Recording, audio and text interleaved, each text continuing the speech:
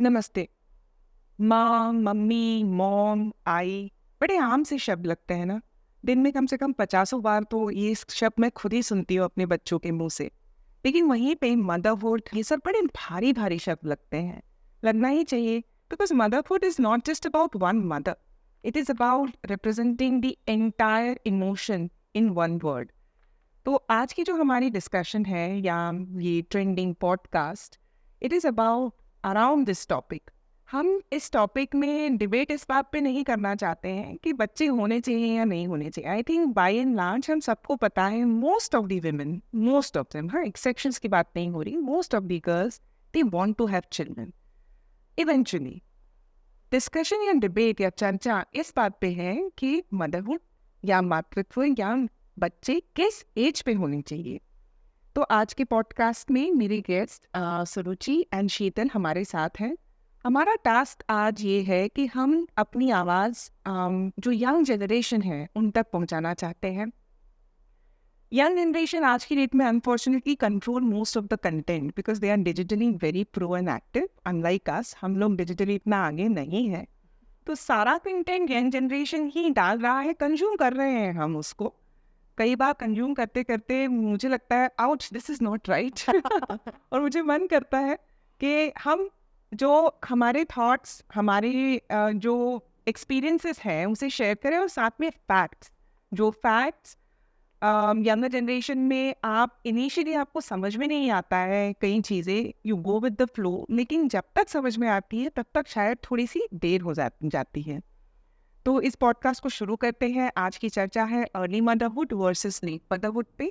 तो आज हमारे साथ है Suruchi and Sheetal. Early motherhood को रिप्रेजेंट कर रही हैं Sheetal Badole. Sheetal owns a brand called Urban Shake, and she has done her microbiology and applied chemistry. And she actually works with many pharma companies and even internationally with many cosmetic brands. And in the last many years, around 300 products इन्होंने launch किए, which is actually a wow. And साथ में to qualify as an early motherhood क्यों कैसे represent कर पा रही हैं शीतल? इसलिए रिप्रेजेंट कर पा रही हैं क्योंकि इनका जो पहली डॉटर थी एट द एज ऑफ 24 हुई थी, और जो सेकंड डॉटर थी एट द एज ऑफ 28 हुई थी। सो अर्ली मदरहुड को रिप्रेजेंट करेंगी शीतल। हम बीच बीच में उनका ओपिनियन इस टॉपिक के अराउंड लेंगे। एंड लेट मदरहुड को रिप्रेजेंट करेंगी सुरुचि। वेल, सुरुचि को क्या ही इंट्रोड्यूस करें।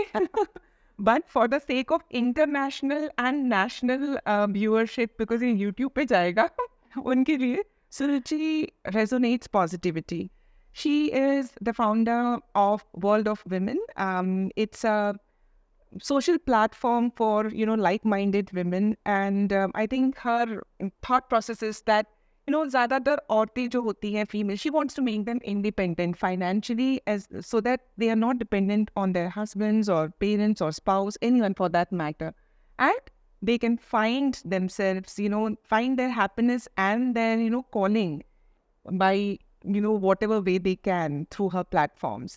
सो सुरुचि लेट मदरहुड इसलिए रिप्रेजेंट कर पा रही है क्योंकि हमारे टाइम के अनुसार इनको लेट 30s की एज में ही चाइल्ड डॉटर हुई, एंड वो तो प्रिटी लेट था हमारे टाइम के हिसाब से। तो इसलिए she is representing late motherhood. And just for the sake of our international audience and our national audience, I am Doel. I am the Ideal Plan Director at Indore Infertility Clinic, and I'm very thankful to this to my clinic for giving this space to host such meaningful podcasts for us.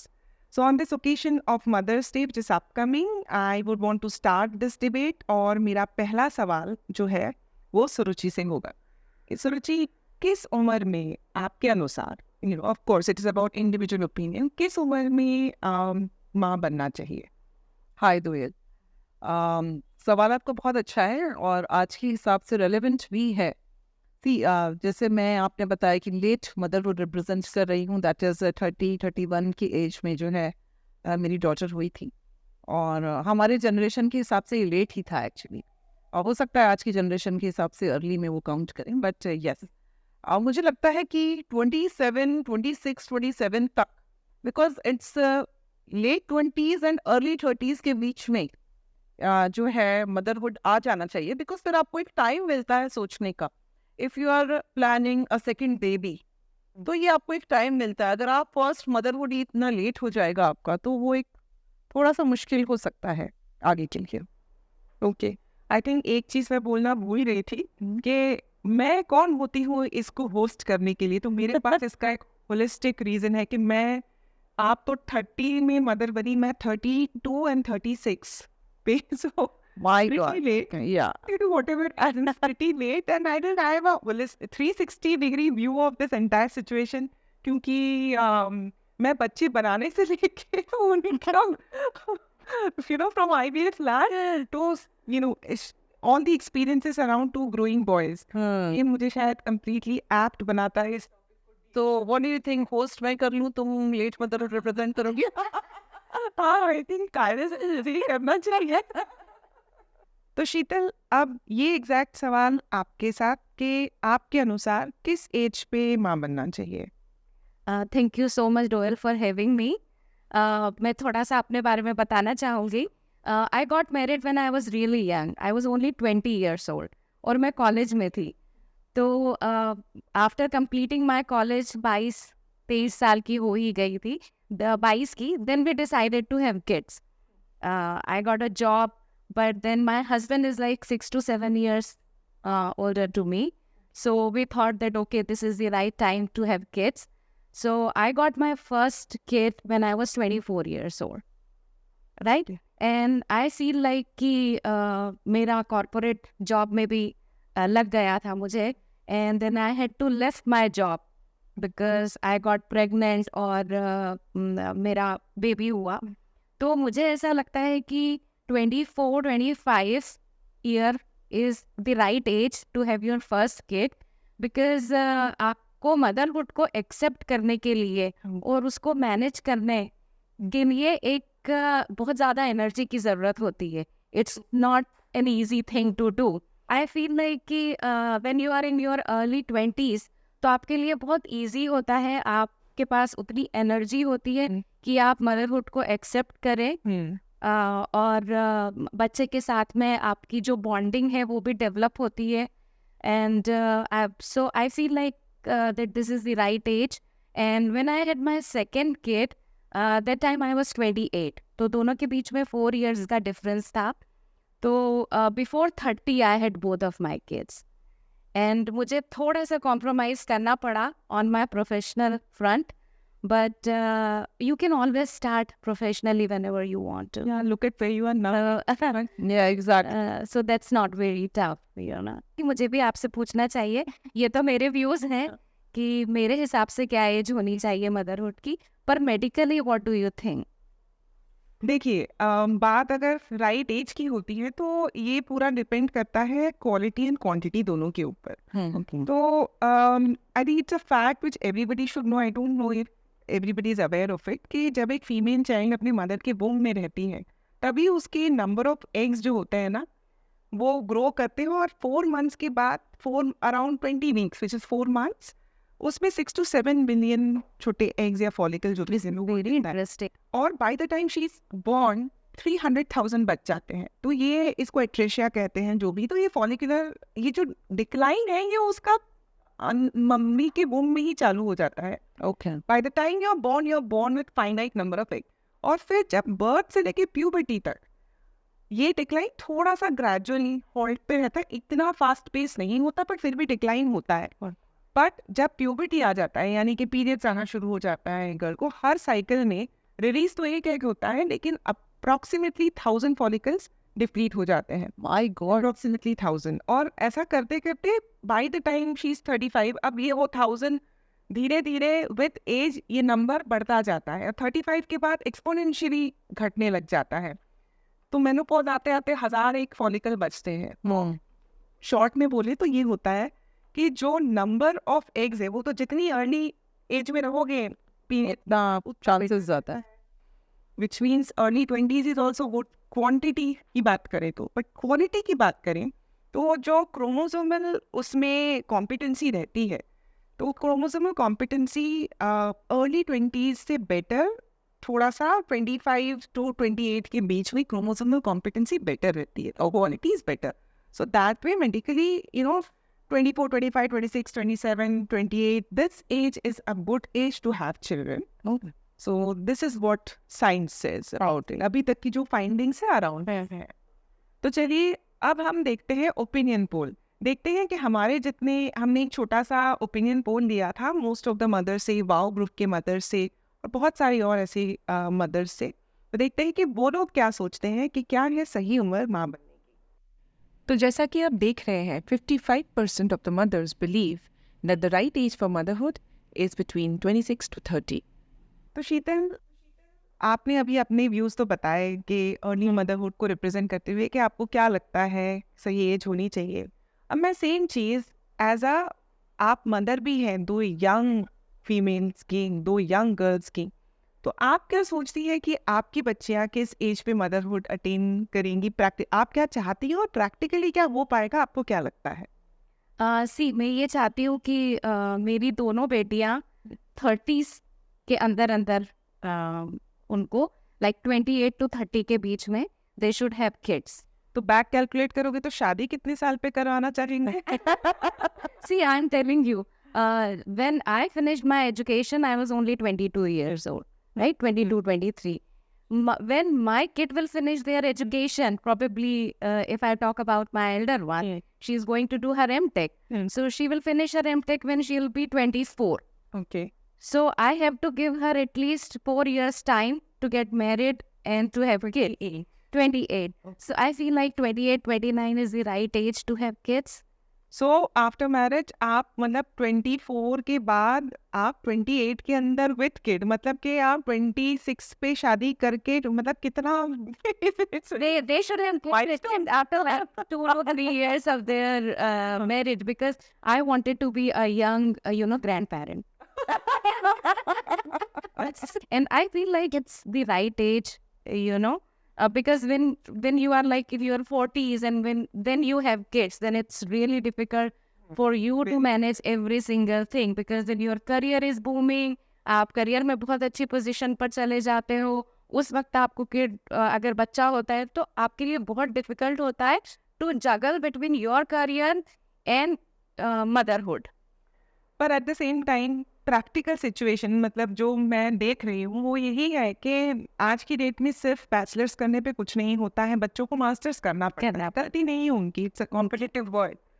तो 24, 25 की as में education पूरा करना और उसके बाद ये जो it's like a downward battle from there, उसके बाद आपको नौकरी भी करनी है, लाइफ पार्टनर का डिसीजन टाइमली भी ले लेना है, शादी भी करनी है और 2 साल एंजॉय करके बच्चा भी कर लेना है. थोड़ी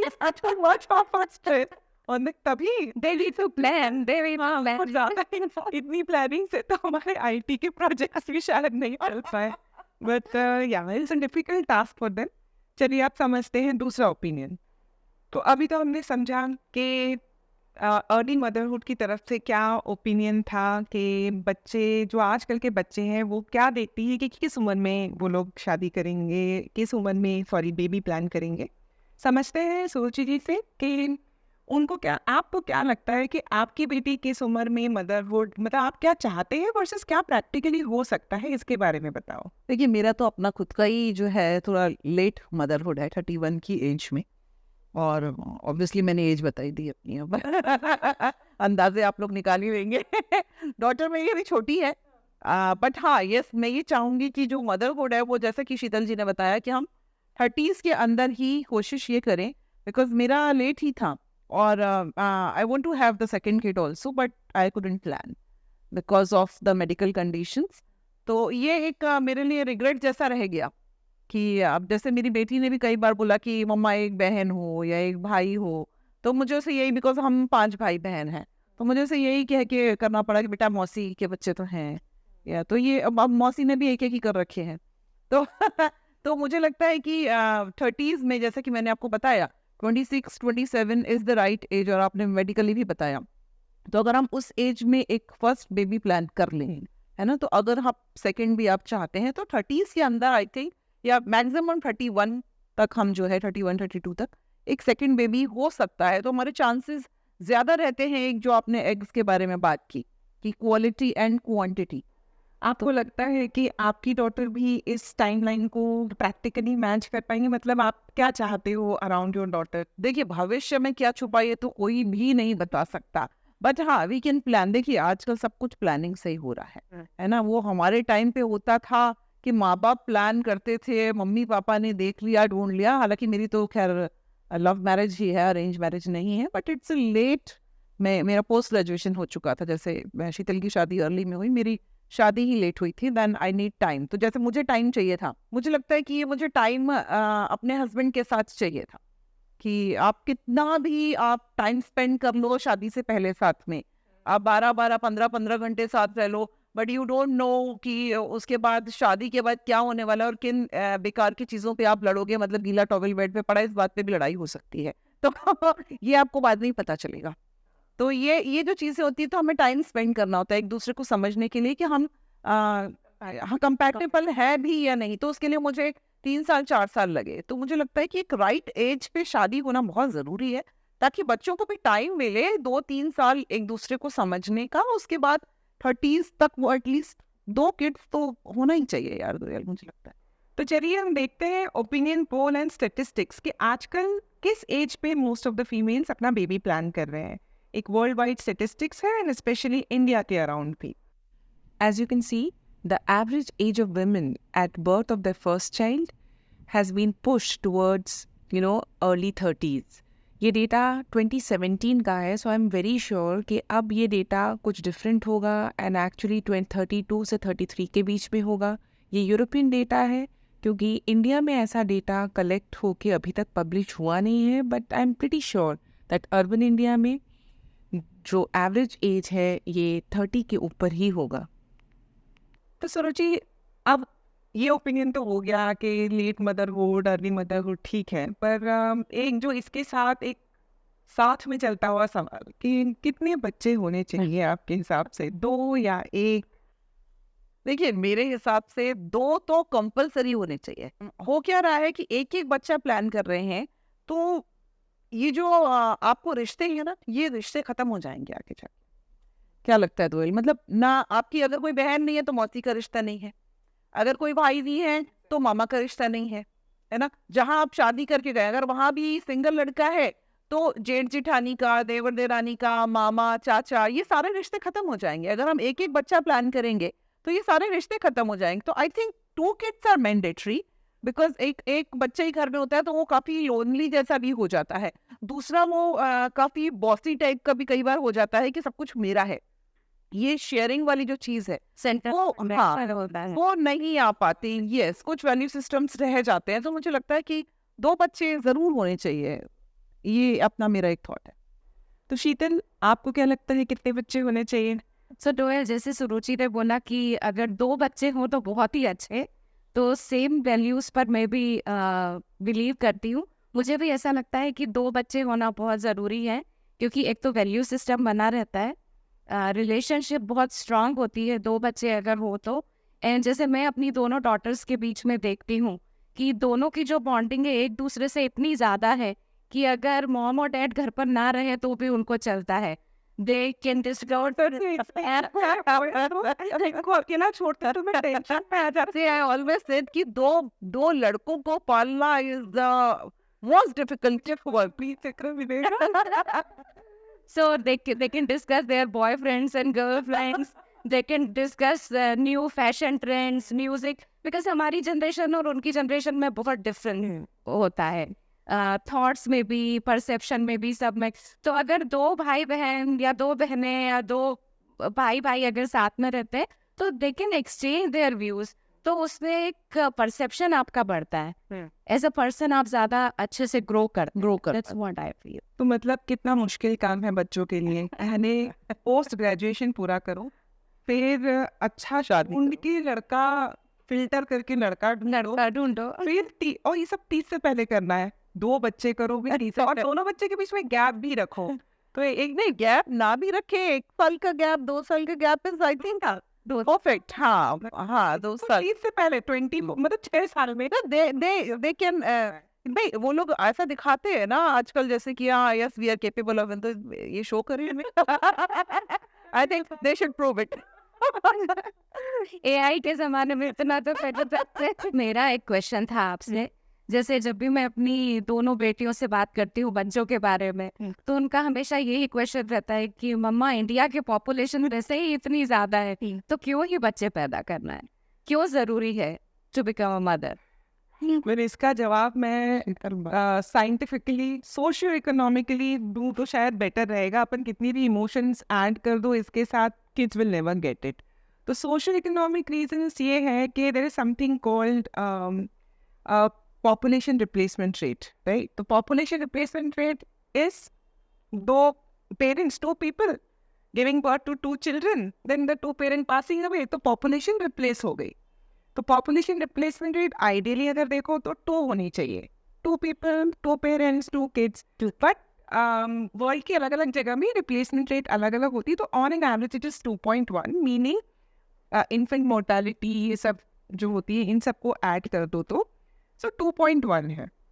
सो ये बहुत सालों से ये चलता आ रहा है कि भाई पॉपुलेशन रिप्लेस क्यों करना है। It is like work force, bar bar newer work force आना है, ओल्डर जनरेशन धीरे धीरे रिप्लेस होगी, वर्कफोर्स आपका यंग रहेगा। हर कंट्री इकोनॉमिकली यही चाहता है।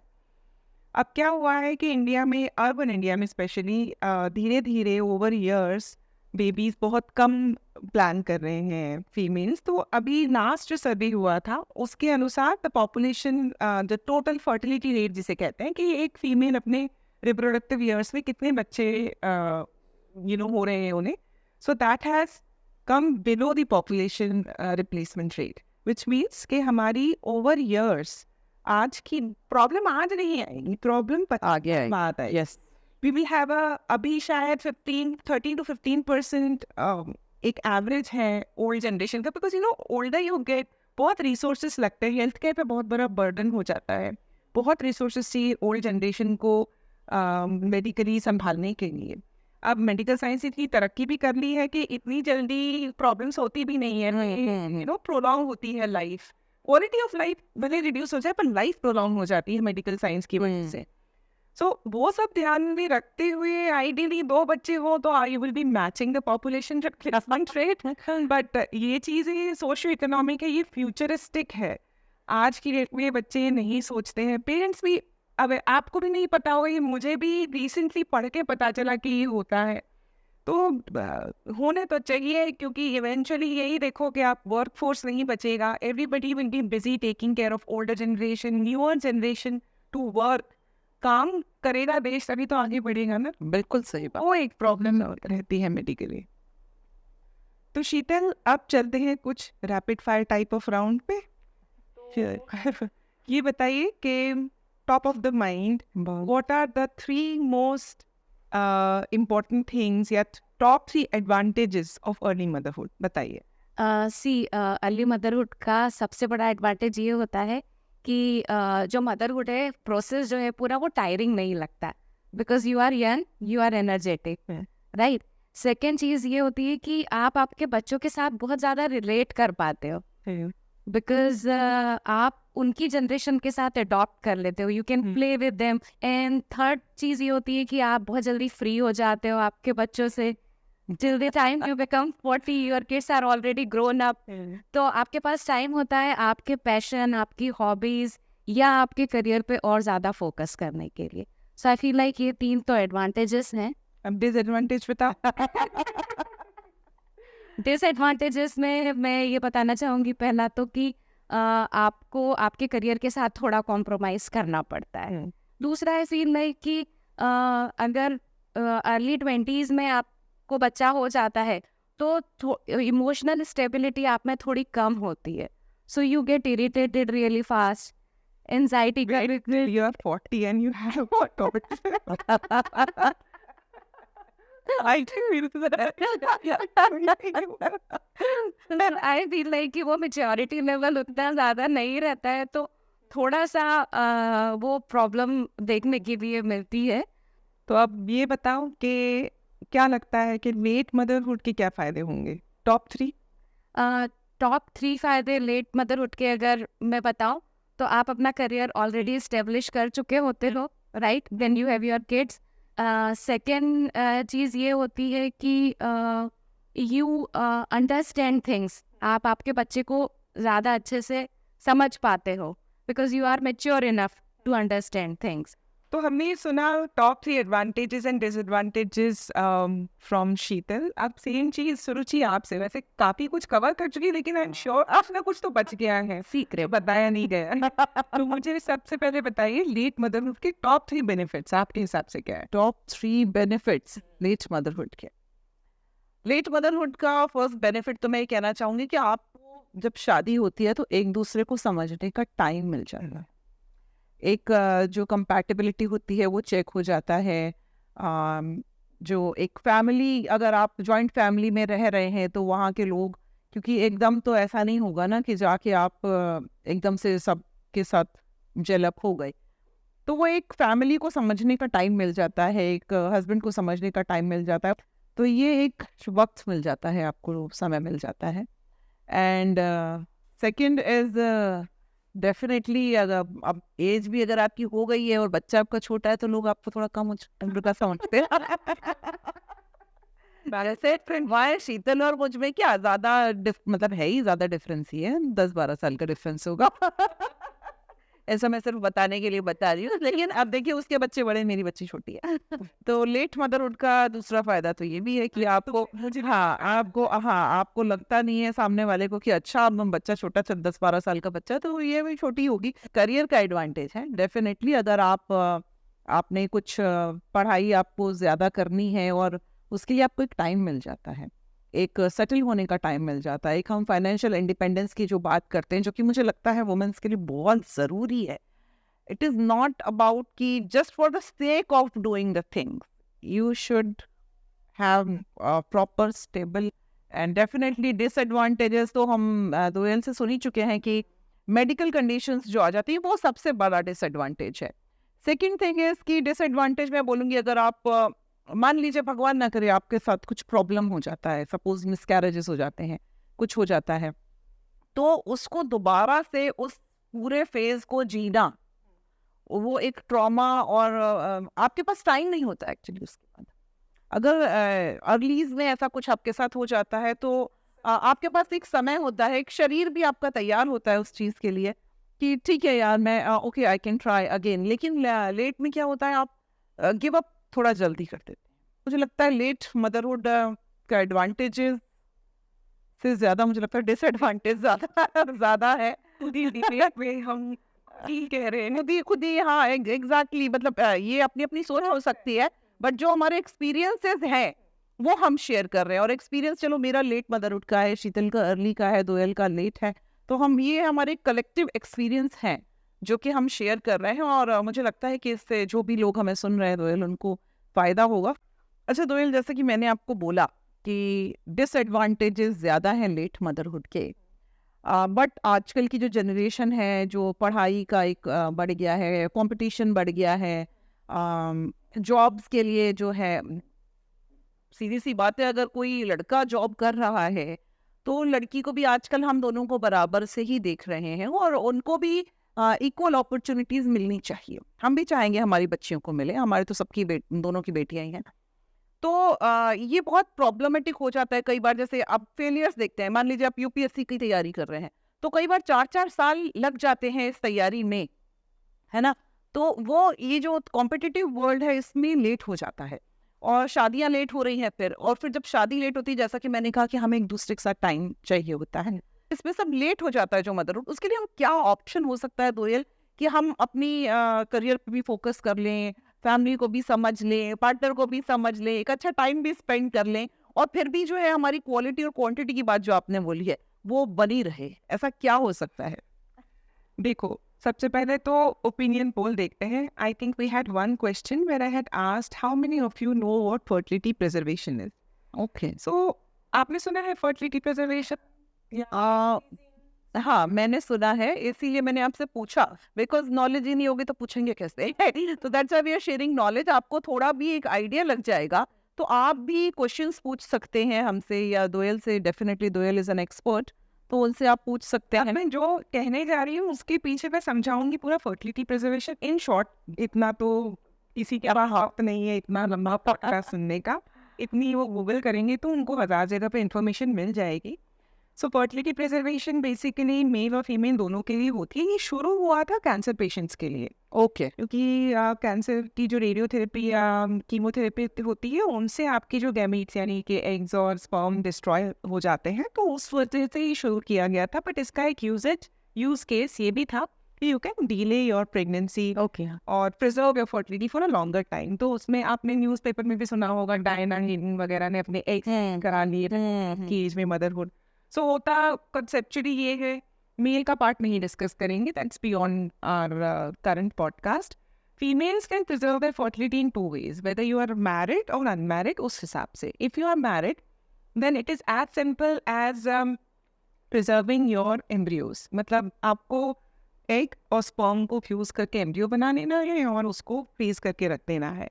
And once you freeze then आप उसका टेम्परेचर मेंटेन करके रखें तो पोटेंशियली आप 20, 30, 40 कितने भी ईयर्स बाद उसको वापस से वार्म करके आप प्रेगनेंसी प्लान कर सकते हैं। ओके। सो ये मैरिड फीमेल्स ये कर सकती हैं कि मान लीजिए शादी होती है but you want to give time to yourself and the partner and you don't want the kid as of yet. हाँ, मतलब आप रिस्पॉन्सिबिलिटीज के लिए उस समय प्रिपेयर्ड नहीं है। फाइनेंशियली भी स्टेबल नहीं हूँ, बट आप एक ये नहीं चाहते कि मे बी 35-40 में मुझे प्रॉब्लम ना आ जाए मेरी क्वांटिटी ऑफ एग्स में, तो आप just for the sake of it आप प्रिजर्व करके रख देना। एक इंश्योरेंस जैसा समझ लो, हाँ, किया तो ठीक, नहीं यूज किया तो ठीक है, तो ठीक है। वैसा। पर अगर अनमैरिड होते हैं तब थोड़ा सा ज़्यादा ट्रिकी होता है, तब आपको एग्स फ्रीज कराने पड़ते हैं। See embryos are more viable when it comes to freezing as compared to eggs. Okay. Eggs आप फ्रीज करा सकते हैं और एग्स फ्रीज करने के लिए वही आईवीएफ के साइकिल जैसा पूरा साइकिल होता है। तो एक क्वेश्चन पूछना, इज इट पेनफुल प्रोसेस? उतना ही जितना आईवीएफ के साइकिल में, मतलब आपको इंजेक्शंस लेने पड़ते हैं और आपको अंडर माइल्ड सेडेशन आपकी बॉडी में से वो फॉलिकल्स निकाल लिए जाते हैं और फिर उसके बाद इन फॉलिकल्स में से एक निकाल के उसको हम फ्रीज कर लेते हैं। ये फ्रीज कब तक कर सकते हैं हम? ओ by law, Long as you want. हाँ, by law you can freeze it, keep it frozen for 10 years। current Oh. law है, लेकिन अगेन अगर 10 years के अंदर आपको लगता है कि you would want to extend this, तो आप appropriate authorities के permissions के साथ इसको extend भी कर सकते हैं। अच्छा, ओके। तो ये होता है एग फ्रीजिंग, जिसमें the earlier you freeze the better. मतलब आप लेट 20s में हो, you haven't even decided on your life partner, know that you would want to eventually have kids. हम कितना भी कहने, it can not replace what happens naturally within our body. तो उसके रिपरकशंस तो होंगे एंड इसलिए इन सब चीज़ों को सोचते हुए इन्फॉर्म डिसीजन लेना चाहिए। For somebody who has not even found a life partner at the age of 32, maybe it makes sense to freeze an egg.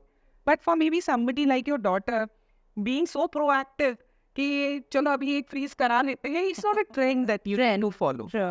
ठीक है, इसकी मॉनिटरी इम्प्लीकेशन तो छोड़ दो, monetary is something that can be plan for. Basically ये चीज़ें पता होनी चाहिए कि ऑप्शंस क्या हैं। अगर आपको ऑप्शंस पता होता है तो आप multiple choice then completely blank वो, तो इसलिए you can at least choose informed way में आप चूज कर सकते हो कि आपको क्या करना है। ऑलराइट डोएल, तो मेरा भी एक क्वेश्चन था कि अगर सपोज बिकॉज आजकल लाइफस्टाइल रिलेटेड या काफ़ी सारी डिसीजेस बहुत ज़्यादा, cancer is becoming so common these days, बहुत यंग एज में भी कैंसर हो रहा है। तो क्या ऐसा होता है कि कैंसर का जो ट्रीटमेंट है अगर वो करवा रहे हैं लाइक कीमोथेरेपी या रेडिएशन या ये, तो उससे जो एग्स हैं उसको कुछ नुकसान होता है, उसके लिए कुछ एग प्रिजर्वेशन करवा लेना चाहिए before you go for your treatment? बिल्कुल करवा लेना चाहिए। बहुत अच्छा सवाल है आपका। हमें बहुत बार ये just because people are not aware इतनी प्रॉब्लम्स आती हैं। यू नो, हम रोबोट्स नहीं है कि हम सिर्फ काम करें और इमोट ना करें। हमें दुख होता है जब ऐसे केसेस आते हैं जहाँ पे पेशेंट कैंसर के कीमोथेरेपी के 1-2 रेडिएशन देने के बाद हमारे पास पहुँचने हैं, तब इतनी अच्छी क्वालिटी और वो सब बचता नहीं। जहाँ के जस्ट 15 दिन पहले, आपने 1 हफ्ता पहले भी हमारे को कांटेक्ट किया होता तो आपका रिजल्ट डिफरेंट निकलता।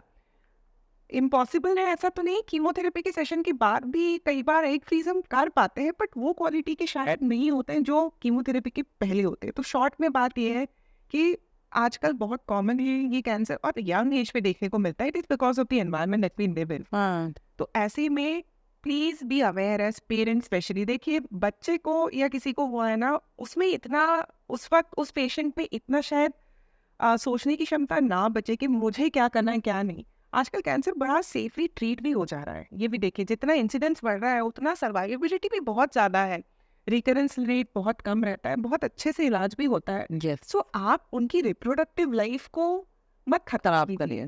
एज पेरेंट्स, एज डॉक्टर्स, बहुत सारे डॉक्टर्स भी हैं जिनको हम अप्रोच करते हैं फर्टिलिटी प्रिजर्वेशन के लिए।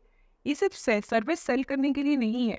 ये बात ये है कि ये बहुत इजीली हो जाता है। तो इसलिए प्लीज, मेल है तो कुछ नहीं स्पर्म फ्रीज करना है, फीमेल है तो आपको अपने एग्स फ्रीज करने हैं, और आप बिना अपने कीमोथेरेपी को डिले किए भी एग्स फ्रीज का साइकिल कर सकते हो। There are certain kinds of cancer where you will have to it has to be consultation between the oncologist and the fertility specialist, and they will do whatever is best, but please get in touch before. I know it is very difficult कि cancer है तो अपने को सुन के ही इतनी घबराहट हो जाती है कि अपन कुछ नहीं और सोच पाते। बट पॉजिटिव रहिए, ये चीज़ सोच मान के चलिए कि बहुत इजीली आजकल चीज़ें ट्रीट भी हो रही हैं। लाइफ लॉन्ग उस बच्चे की या उस इंसान की ज़िंदगी बची है, रिप्रोडक्टिव लाइफ बची है, तो उस पर फुल स्टॉप मत लगाइए। आप प्लीज़ कॉन्टैक्ट कीजिए ताकि टाइमली हम आपके एग्स या स्पर्म जो है वो हम फ्रीज कर सके, क्योंकि फ़र्क तो पड़ जाता है। अगर आप कीमोथेरेपी के मल्टीपल सेशंस ले चुके होते हैं तो एग रिजर्व पे फर्क पड़ जाता है, जो कि शायद वापस ना आए। और कई बार दोयल ऐसा होता है कि अर्ली भी अपन प्लान कर रहे हैं तो लेकिन क्वालिटी एग्स की अच्छी नहीं होती कई बार, तो उसका क्या रीजन हो सकता है? उसके लिए बहुत से लोग इस पे जाते हैं अपना। तो क्वालिटी जो एग्स की मान लीजिए बाय डिफॉल्ट ही खराब है। नहीं दीदी की सरोगेसी इज कम्प्लीटली डिफरेंट। आप जो कह रही हैं एग्स की क्वालिटी पुअर है, बार बार मिसकैरेज हो रहा है, नहीं कंसीव कर रहे हैं वही फीमेल, तो क्या कर सकते हैं? डोनर एग्स लेने पड़ते हैं। ओके, यू वांट मदरहुड, आपके खुद के एग्स नहीं है, तो होता यही है। इसलिए हम कहते हैं फर्टिलिटी प्रिजर्वेशन टाइम पे करिए, क्योंकि जब आप लेट 30s में आते हैं, अब आज का जनरेशन को पेशेंस भी नहीं है, आप पेशेंसली ट्राई भी नहीं करते हो, लेट हो गए हो, आप जानते हो, आप आते हो, आपको इमीडिएट रिजल्ट चाहिए। एक साइकिल, 2 साइकिल, स्ट्रेस रहता है, बहुत कुछ रहती है, ऑफिस के प्रेशर्स रहते हैं। अगर किसी कारण से लगा है कि this is the quality of the gamete और एग ड्यू टू विच ये बाधा तो ऐसे केस में आपके पास ऑप्शन होता है डोनर एग्स, मतलब किसी और के एग्स। तो ये भी एक प्रोसेस है, मतलब काफी लोग अटेम्प्ट करते हैं, क्योंकि जैसे एक जो मूवी आई थी आयुष्मान खुराना की स्पर्म डोनेशन, है ना, दैट इज विकी डोनर। तो इस तरह से एक फीमेल का भी मतलब आई थिंक नहीं एग्स का इतनी लेट शादियां होंगी, इतनी लेट जब वो बेबीज के लिए आएंगे। अब the only option is either not have a baby और not have a genetically connected baby where half the genes are yours. देखो रेस्ट ऑफ द हाफ तो हस्बैंड का है ही। वो एक्सेप्टेंस की बात है, ओवर इयर्स पेशेंट्स फिर एक्सेप्ट कर लेते हैं। बट नहीं, बच्चे होना वर्सेस से तो हाँ 50% जीन्स आपके हैं, तो ये एक्सेप्ट करना पड़ता है। ऑप्शन क्या है? आप 2 बार ट्राई करोगे, 3 बार ट्राई करोगे, टाइम और फाइनेंसेस सब जवाब दे जाएंगे इवेंचुअली, राइट। और जो सरोगेसी है वो अलग है, वो है यूट्रस जो होती है, किसी फीमेल की यूट्रस ही रिसेप्टिव नहीं है, यूट्रस में प्रॉब्लम है, और या तो इसके लिए अच्छा कुछ मेडिकल, क्या किडनी में डिजीज है या कोई ऐसी प्रॉब्लम जिससे प्रेगनेंसी कैरी करना सेफ नहीं है, तो ऐसे केस में आप उन्हीं के एग्स और हस्बैंड की स्पर्म को लेके आप सरोगेसी करवा सकते हैं। तो that is different. Hi Swati, welcome to the podcast.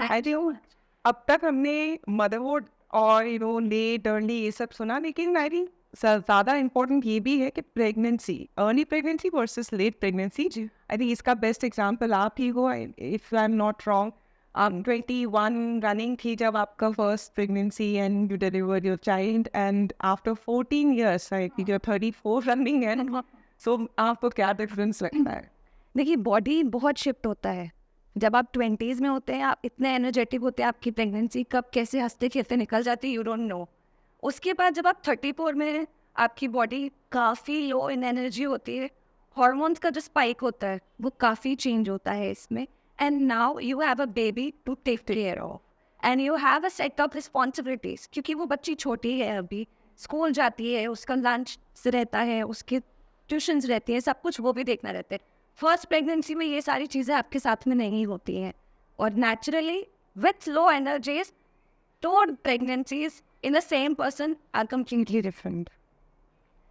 तो आपने ये सब सोच समझ के डिसाइड किया, लाइक डिड यू डिसाइड, आप तो 21 की थी, तो आपको तब नहीं लगा कि you should have another baby soon enough? क्या When I was 20, I got married. Thank you. In 21 मतलब पता भी नहीं था कि आप कब प्रेग्नेंट हो गए, कब आपका बच्चा हो गया। पर जब बच्चा हो चुका था, मेरे हस्बैंड और मुझ में सिर्फ 1 साल का गैप है। I was 20, he was 21. तो हम इस पे थे कि यार अभी काफ़ी टाइम पड़ा है, काफ़ी टाइम पड़ा है। ये सोचते सोचते हम काफ़ी ऑलरेडी लेट हो चुके थे। And then lockdown hit. तो उसके बाद भी also took a break and career में मेरा शिफ्ट था। I was a housewife earlier, then I join family business. So वो भी लग रहा था कि अगर मैंने ये चीज़ छोड़ दी तो वहाँ पे आपको प्रॉब्लम होगी। तो उस चक्कर में भी हम लोग काफ़ी लेट हो गए, बट वी आर थैंकफुल कि नाउ वी आर ब्लेस्ड। या I think yes, I think most of the people, ये जो डिसीजन होता है ना सेकंड बेबी करना नहीं करना, मैंने भी बहुत लोगों को सुना है, उनकी मन की इच्छा है वो हमारे मुंह से सुनना चाहते हैं कि करें कि ये भी देखा है मैंने, जब मैं 20 की थी तब इतना अवेयरनेस भी नहीं था। That's true. और पूरा बहुत बड़ा शिफ्ट में देख रही हूँ, तब आपके ये जो शूट्स होते हैं ये सब नहीं होता था। अभी जैसे वेयरिंग है, पहले नहीं होती थी। पहले सब बड़े कहते थे कि बेबी बम अपना छुपा के चलो, दिखना नहीं चाहिए, किसी को पता नहीं चलना चाहिए। And now it's all out. आप बहुत अच्छे से शूट्स करा रहे हैं और ये कर रहे हैं। और मेडिकली भी जितना चेंज आया है, जो मैंने अपने फर्स्ट बेबी के टाइम पे एक्सपीरियंस किया था मेडिकली, और जो मैं अभी कर रही हूँ, इट्स कम्प्लीटली ऑपोजिट। मेडिकली भी काफ़ी प्रोग्रेस हो चुका है। तो मैं ये कहना चाहूँगी, अगर कोई करियर को लेके बहुत फोकस्ड है तो आप थोड़ा सा टाइम स्पैन ले लीजिए अपना, और आप फटाफट, अगर आप अपने 2 बच्चे चाहते हैं तो 2 कर लीजिए, 1 चाहते हैं तो 1 कर लीजिए, क्योंकि career is also very important. ये भी एक पार्ट है आपकी लाइफ का जिस पे आप छोड़ना नहीं चाहते हो, बट किड्स उससे ज़्यादा इंपॉर्टेंट है। ट्रस्ट में, मैंने एक्सपीरियंस किया हुआ है। आप एक टाइम के बाद उन चीज़ों पे नहीं जा सकते हो। करियर पोस्टपोन किया जा सकता है, बट बच्चे पोस्टपोन नहीं किए जा सकते हैं।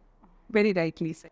तो हमने सुना आज के पॉडकास्ट में early motherhood versus late motherhood के बारे में बहुत सारे डिस्कशंस, कुछ की ओपिनियंस, और हमने सुना सुरुचि, शीतल, स्वाति, सबके opinions. And I think overall हम सब यही कहना चाहते हैं, there is nothing like natural pregnancy, and the best time to have your children are in your late 20s, you know, as 25 से 30 के बीच में ही फैमिली कंप्लीट हो जाए तो अच्छा। But at the same time practical चीज़ों को ध्यान में रखते हुए मैं न्यू जनरेशन तक जो इन्फॉर्मेशन पहुंचाना था कि just know your options well, fertility preservation के बारे में जानिए, समझिए, और फिर इन्फॉर्म डिसीजन लीजिए। सो कहते हैं ना, everything in life comes with a price. The question you need to ask yourself is, what price are you willing to pay for it? Thank you so much.